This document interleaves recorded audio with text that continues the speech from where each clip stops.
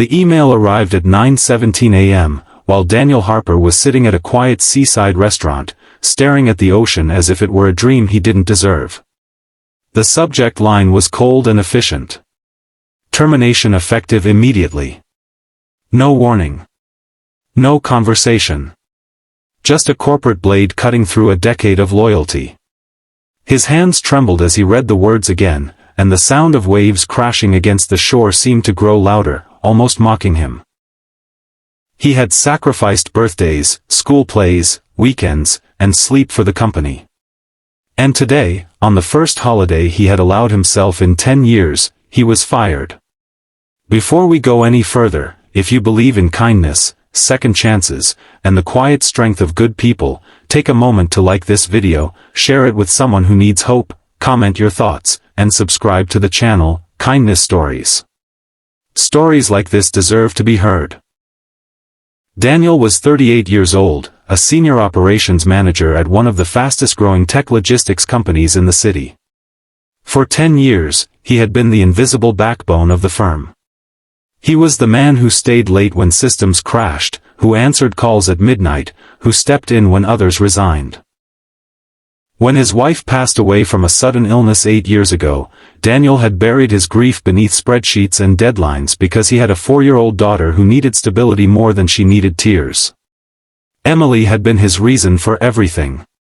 He woke before dawn to make her breakfast, braided her hair with clumsy fingers that had learned through YouTube tutorials, and left sticky notes in her lunchbox with crooked hearts drawn in blue ink. He worked tirelessly not because he loved the corporate ladder, but because he feared what would happen if he slipped even one rung. Security was survival. And survival was love. The company's CEO, Victoria Langford, was known throughout the industry as ruthless and visionary. At 42, she had built the company from a small startup into a multi-million-dollar empire. She believed in discipline, sacrifice, and relentless focus. Her mantra was simple: if you want success, you must bleed for it. And in her world, holidays were weaknesses disguised as rewards. Victoria had noticed Daniel's absence immediately. Her assistant had mentioned that he was on leave for a week. A week. In peak season. She had scrolled through the leave records and discovered something that irritated her even more. Daniel had not taken a vacation in 10 years. Not one.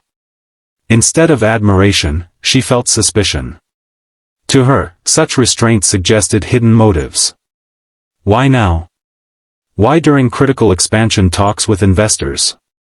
She ordered HR to review his performance metrics. Impeccable. She requested compliance logs. Flawless.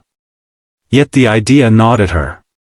She had built her life around control, and Daniel's unexpected absence felt like a crack in her system.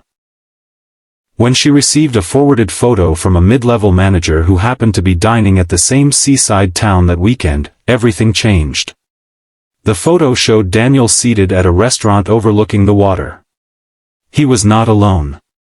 Across from him sat a distinguished older man in an elegant suit, silver hair swept back, posture straight with quiet authority. The caption beneath the image read, "Your operations guy enjoying himself with a competitor's board member?" Victoria's chest tightened. The older man looked familiar. Too familiar. Her mind leapt to the most dangerous possibility. Corporate betrayal. Without waiting for confirmation, she made the decision. Loyalty was everything. And if Daniel was entertaining connections with a rival firm while on leave, he was a liability. The termination letter was drafted and sent within the hour. Back at the seaside restaurant, Daniel lowered his phone slowly, his face pale but composed. Across from him, the silver-haired man studied him carefully.